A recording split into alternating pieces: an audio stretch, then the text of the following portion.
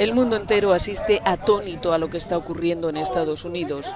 Washington, corazón del poder del país, está bajo toque de queda, con la Guardia Nacional desplegada, tras el caótico asalto al Capitolio, protagonizado por hordas de trumpistas que ha dejado 4 muertos y profundas heridas políticas. Estas imágenes pasarán a la historia. Cuando el Congreso se disponía a confirmar a Joe Biden como próximo presidente, miles de seguidores de Donald Trump, azuzados por las acusaciones de fraude electoral del mandatario, se saltaron los cordones policiales del Capitolio e hicieron irrupción en el edificio, dando paso a algo nunca visto. En continuo, las televisiones mostraban el miedo entre los legisladores, escondidos bajo sus mesas, con el sonido de disparos de fondo. Demócratas y republicanos fueron evacuados, entre ellos el vicepresidente Mike Pence. Mientras la turba se adueñaba de los pasillos y las oficinas del Capitolio, agentes de seguridad, arma en mano y dispuestos a disparar, vigilaban las puertas del Pleno. Un sombrío Joe Biden se presentó ante los medios para denunciar el comportamiento de Trump. Las palabras de un presidente importan, no importa lo bueno o lo malo que sea ese presidente. En el mejor de los casos, las palabras de un presidente pueden inspirar, en el peor, pueden incitar. Tras horas de caos, Trump acabó por publicar una declaración en la que pidió a su gente que abandonara el lugar, pero lejos de calmar los ánimos, volvió a insistir en que le habían robado la elección.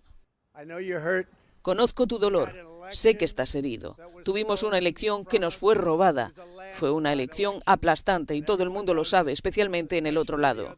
Pero tienes que irte a casa ahora. Tenemos que tener paz.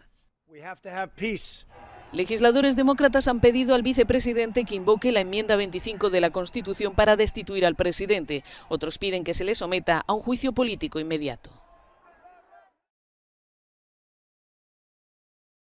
Regreso y en unos minutos vamos a tener por acá al abogado constitucionalista Juan Carlos Planas. Vamos a ver qué está diciendo el presidente de los Estados Unidos, Joe Biden, que acaba de tomar el estrado en estos Para momentos. decirlo obvio, hace un año, un día como hoy, en este lugar sagrado, la democracia fue atacada. Simplemente fue atacada. La voluntad popular se vio bajo asalto. La Constitución, nuestra Constitución, enfrentó la mayor de las amenazas. Superada en este ataque brutal, la policía del Capitolio, la policía de Washington, la Guardia Nacional y otras valerosas entidades salvaguardaron el imperio de la ley. Nuestra democracia se sostuvo. Nosotros, el pueblo, perseveramos y prevalecimos. Por primera vez en nuestra historia, un presidente no solamente perdió las elecciones, sino que trató de evitar la transferencia pacífica del poder cuando una turba violenta penetró el Capitolio. Pero fracasaron. Y en este día de recordación tenemos que asegurarnos que un ataque como ese jamás se llegue a repetir. Les estoy hablando desde el Salón de las Estatuas en el Capitolio. Aquí es donde durante 50 años se reunió la Cámara de Representantes en las décadas previas a la Guerra Civil. Aquí, Abraham Lincoln se sentaba en el escritorio 911. Sobre nosotros, en la rotonda, está una representación de Clio, la musa de la historia.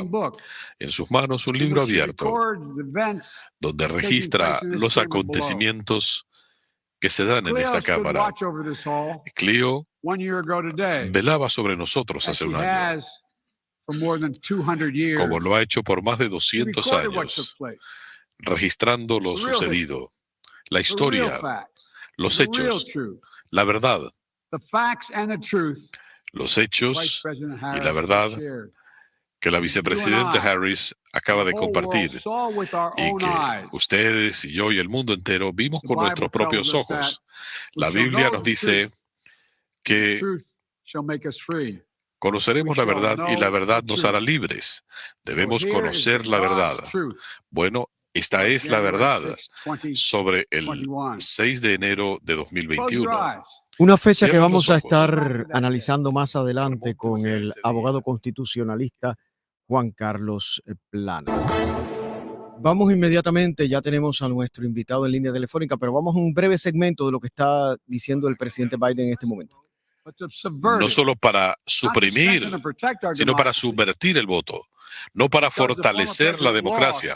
Pero como el expresidente perdió, en lugar de ver los resultados y decir que necesitan nuevas o mejores ideas para ganar más votos, el expresidente y sus partidarios han decidido que la única forma en que pueden ganar es suprimiendo su voto y nuestras elecciones. Eso está mal, no es democrático y francamente es antiestadounidense. Muy fuertes palabras esta mañana en este discurso que estaremos después retransmitiendo y porque tenemos espacios comerciales y además tenemos invitados ya programados. Muy, muy fuerte el discurso, las palabras del presidente Biden hacia la actitud asumida por el expresidente Donald Trump un día como hoy. Tenemos ya en línea telefónica al abogado constitucionalista, ex representante estatal republicano, abogado en su momento del Partido Republicano, Juan Carlos Planas. Buenos días. Buenos días, Almora, ¿cómo estás? Bien, gracias por estar con nosotros. Y tú sabes que a mí siempre me gusta tocar la fibra humana, nada más mencionarlo por arriba. No puedo dejar de tenerte a ti. Me pasa lo mismo con Milian cuando está, y sin dejar de recordar a tu padre, que fue una de las figuras que dio nombre empresarial a los cubanoamericanos en esta comunidad. Gracias. Gracias. Óyeme. Gracias por eso. El mes pasado fue 3 años ya. Sí, siempre. Él falleció y muchas personas siempre vienen y me recuerdan de él. No, es que lo recuerdo con mucho cariño y te recuerdo a ti mucho más joven, pues con él ahí. Recuerdo todo eso, de verdad. Mucho más. No, ahí estamos, no te preocupes, pero un grato recuerdo, de verdad. Y yo creo que recordar es vivir y también honrar, honra, como dijo José Martí. Óyeme, 6 de enero, muy fuertes las palabras del presidente Biden en estos momentos. Y aquí lo que se cuestiona para muchas personas, si el ataque al Capitolio fue una defensa para algunos y para otros un ataque a la democracia. Queremos tu análisis. Mira, yo creo que debe ser para todo el mundo. Claro. Un ataque a la democracia. La democracia es más frágil de lo que las personas piensan a veces. En parte porque, mira, es como si nosotros no tenemos una aceptación de todo el pueblo de las normas de la democracia, la Constitución va a fallar, las leyes van a fallar. La democracia está en cómo actúan las personas, y cuando las personas paran de tener fe en las normas de la democracia, ahí se acaban las cosas. Y te doy el ejemplo. Habían personas que dicen que tenían dudas sobre los resultados de la elección del 2020. Pero mira, hubo un reconteo a mano completo en el estado de Georgia, que tradicionalmente es un estado republicano, y el reconteo probó que Biden había ganado. Ese momento, las personas tenían que haber aceptado todos los resultados. Las personas que estaban diciendo que querían votar los votos de Pennsylvania, no era porque hubo fraude en Pennsylvania, porque no hubo alegación, es porque el estado de Pennsylvania, sin un acto de la legislatura, dejó que las personas pudieran votar por correo durante una pandemia, durante una emergencia. Y yo creo que cuando las personas lo que quieren es solamente que su candidato gane, sin dejar que todo el mundo pueda votar, sin dejar que la elección progrese sin problemas, eso es lo que va a acabar la democracia. Lo más importante para la democracia siempre es que los que pierden aceptan los resultados. Cuando los que pierden no quieren aceptar los resultados y convencen a los seguidores de ellos que tampoco lo haga, ahí es como se acaba la democracia. La democracia quiere decir que uno va a ganar y uno va a perder, y nosotros aceptamos las pérdidas y movemos para adelante. El presidente Biden acaba de decir que la gran mentira del expresidente Donald Trump es hacer creer que nuestro proceso electoral y nuestras instituciones no son confiables. Y sin lugar a dudas, cuando eso pasa, y esa corriente no es otra cosa que tratar de horadar la credibilidad, la institucionalidad y la democracia en este país. Ujú. Mira, nosotros tenemos el sistema de elecciones más seguro de lo que hemos tenido en la historia de los Estados Unidos. La tecnología ha mejorado la seguridad de las elecciones. Y te digo esto como un abogado que ha investigado alegaciones de fraude. En los momentos que yo he encontrado fraude, número uno, siempre son números pequeños y por eso es que la fraude siempre existe solamente en elecciones locales, en elecciones primarias, porque 10 votos pueden afectar la elección. Pero cuando sí hay fraude, se ve inmediatamente. Las cifras salen de la elección y uno puede ver si hay cambios en los diferentes precintos, en las maneras que las personas votaron, que son diferentes de los años pasados, que son diferentes de lo que deben de ser, y se ve instantáneamente. Si hubiera habido fraude en esta elección, se hubiera visto inmediatamente. Estamos ya más de 15 meses, 14 meses después de la elección, y nadie nunca ha encontrado nada. Hicieron la auditoría en Arizona y la auditoría enseña que Biden ganó Arizona. No hubo fraude suficiente para cambiar ningún resultado en la elección del 2020. Y yo pienso que la mayoría de las personas saben eso, hasta los que dicen que piensan que Trump ganó, porque dicen esa mentira ellos mismos, porque quieren una excusa para seguir haciendo una campaña que ya no existe. Pero si nosotros no aceptamos estas elecciones, entonces ¿en qué vamos a tener, qué más vamos a perder la fe? Ex representante estatal Juan Carlos Planas, abogado constitucionalista, ¿cómo valora usted, cómo cataloga usted el proceso que se ha seguido contra los implicados en este asalto al Capitolio? ¿Cómo valora usted el papel ese día del expresidente Donald Trump? La propia Ivanka ha dicho que le dijo a su padre, mientras él estuvo 2 horas viendo todo esto por televisión en la Casa Blanca, trata de mediar, trata de hacer un discurso, un Twitter, algo que pueda impedir esto. ¿Cómo valora usted esas dos cosas, el proceso legal y la actitud de Trump en ese día? Bueno, lo que sabemos es que por 2 horas y media Trump no hizo nada. Y también sabemos que habían personas en un hotel en Washington, Steve Bannon siendo una de ellas, que sí estaban coordinando con personas que estaban invadiendo. Y parece que lo que ellos querían era, si podían causar suficiente caos, los miembros del Congreso hubieran oído, y si ellos salen del Capitolio y pierden control, entonces ellos le podían pedir a Trump que declarara, suspendiera las reglas y se quedaría en poder. ¿Cuánto de eso sabía Trump?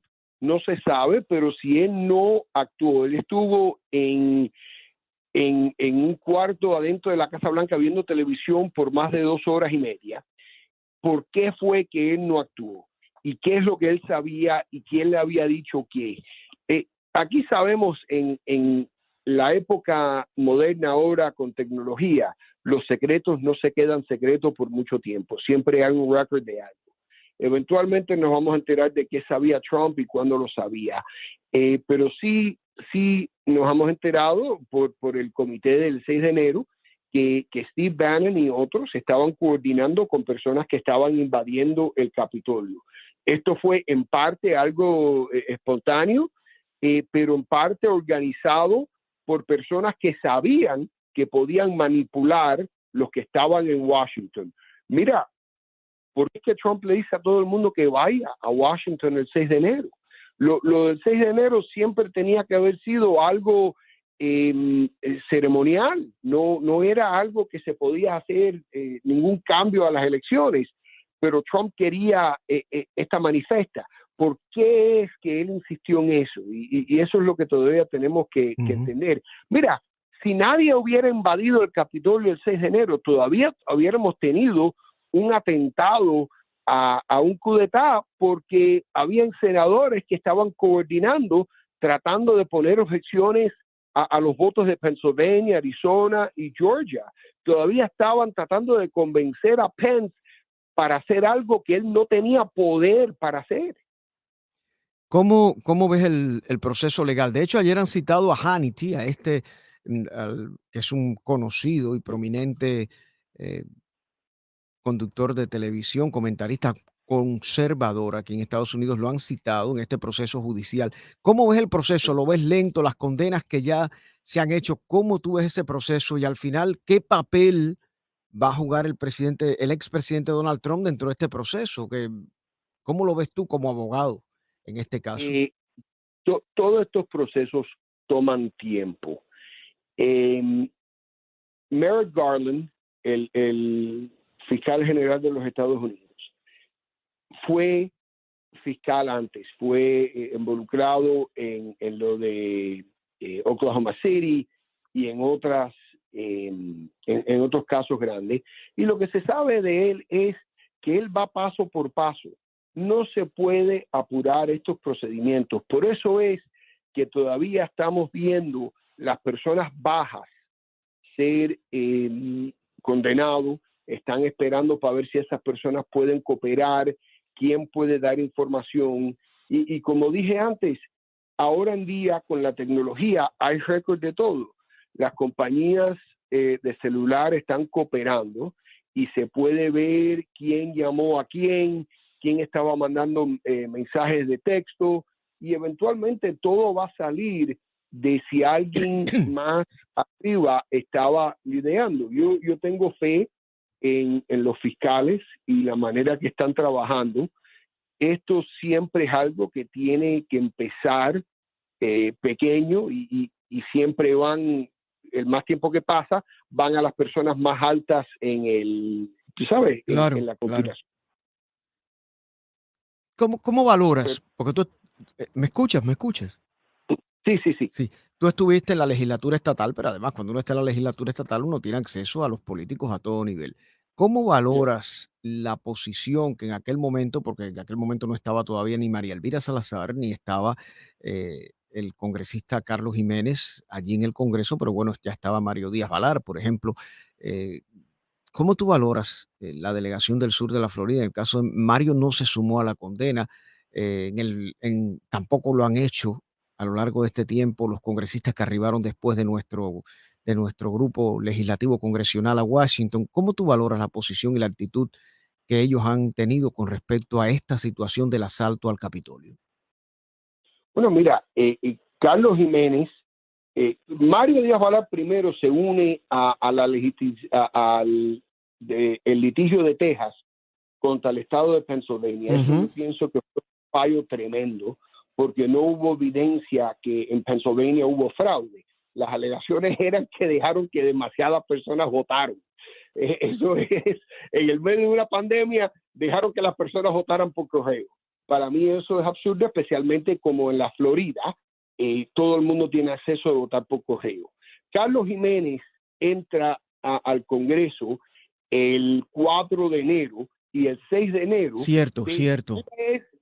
Después de la invasión, él todavía estaba poniendo objeciones, no solamente a Pennsylvania, pero a Arizona y a Georgia.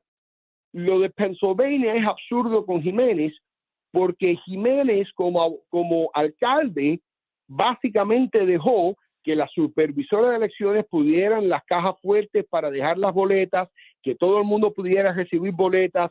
Carlos Jiménez estaba diciendo que él no le gustó que en Pensilvania hicieron lo mismo que él había hecho en Miami-Dade County. Y el argumento que él dice es, no, porque la Constitución dice que solamente los legisladores de Pennsylvania pueden decir cómo escogen los electores, y esto fue el gobernador y las cortes. Mira, estamos hablando del 1780, cuando se escribe la Constitución, contra las realidades de ahora, que todo el mundo que es ciudadano tiene acceso a votar, y que en el medio de una pandemia, en el medio de una emergencia, es el deber de las cortes y el gobernador de accesar que nadie tenga prohibición de conseguir una boleta.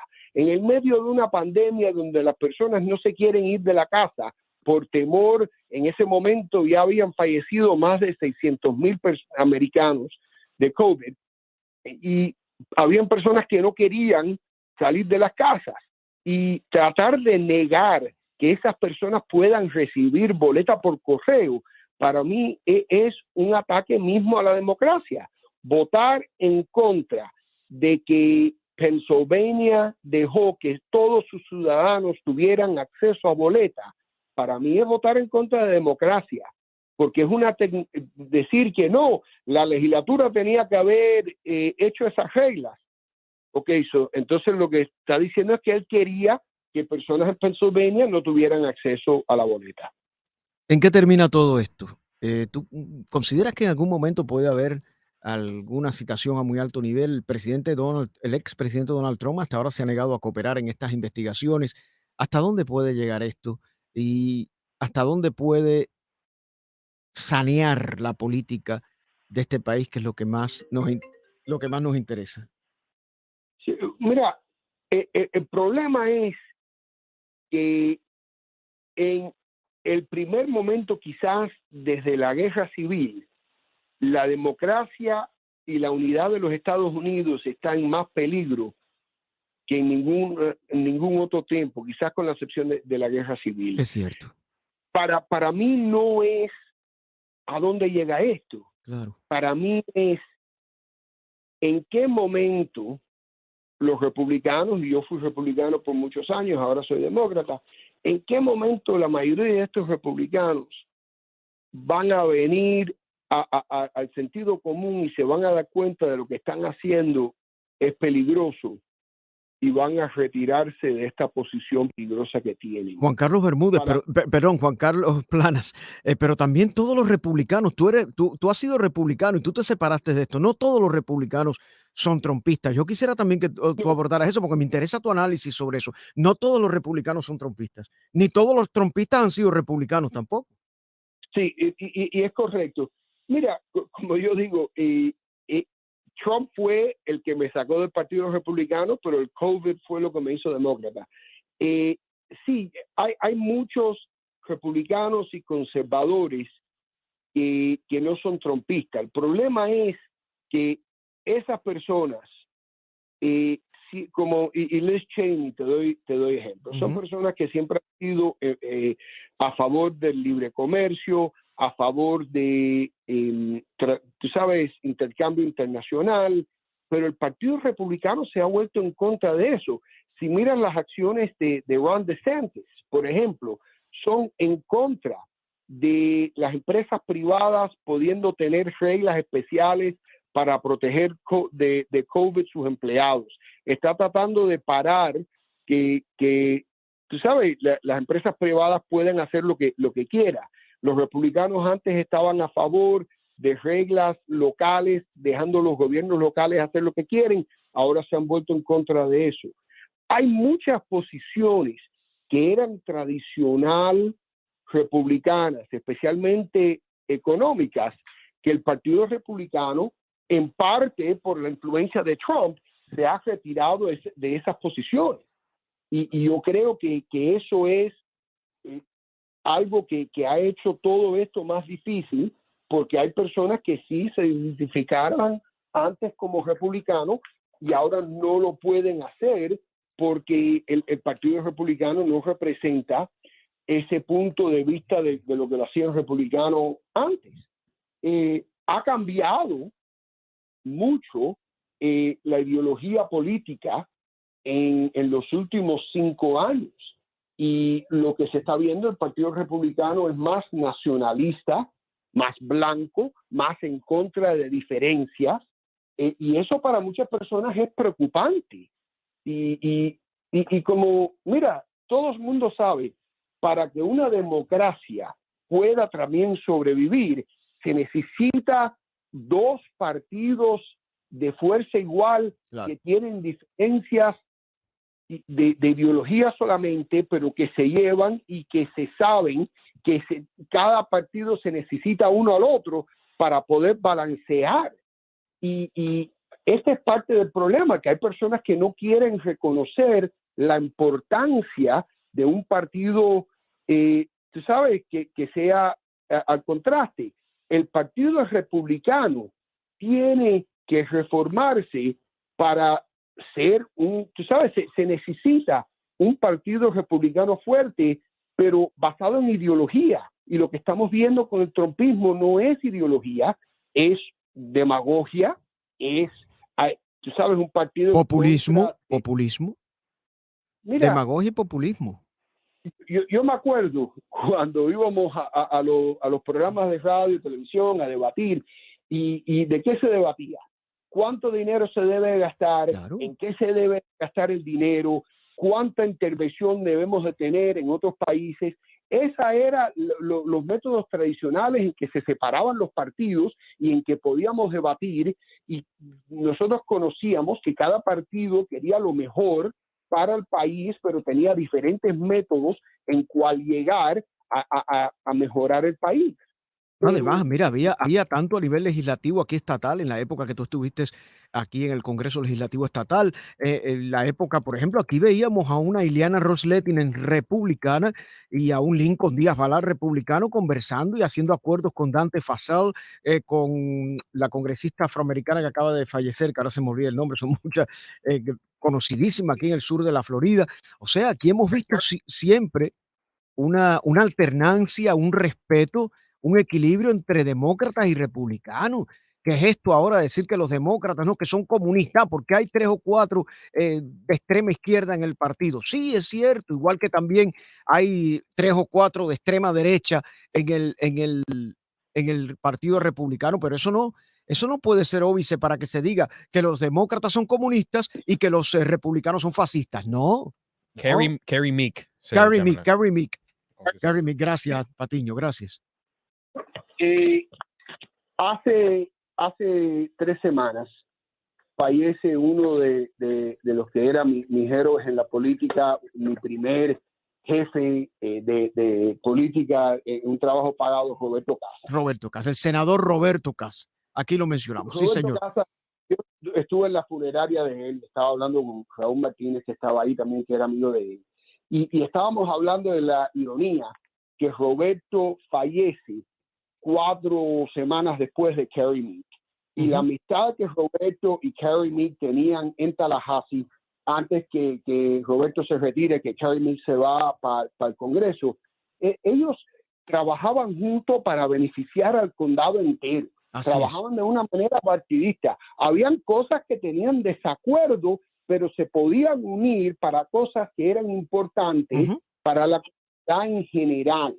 Y que estas 2 personas que eran titanos en la legislatura estatal fallecieran casi a la misma vez, era irónico porque se estaba pasando ya esa época de antes en cual se podían trabajar juntos en Tallahassee, y eso, tú sabes, ya pasó. Tallahassee ya no funciona de la manera que funcionaba en aquella época.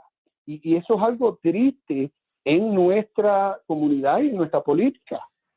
Te agradezco muchísimo, abogado Juan Carlos Planas, ex representante estatal republicano. ¿Piensas nuevamente regresar a la política? Yo creo que hacen falta personas como usted en la política. ¿Lo tienes pensado? Yo no sé si yo quepo en la política. No sé si esto ha cambiado demasiado para mí. Yo sé que para mí lo más importante, el trabajo más importante que yo tengo en el mundo es ser padre a un niño de 9 y una hija de 10. Una época difícil, sí. Los que menos quieren que yo tome cualquier trabajo que me lleve de Miami son ellos. Claro. Y para mí lo más importante son ellos. Pues nada, la familia es una prioridad, pero sigue aportando a esta. Además, el trabajo profesional es necesario.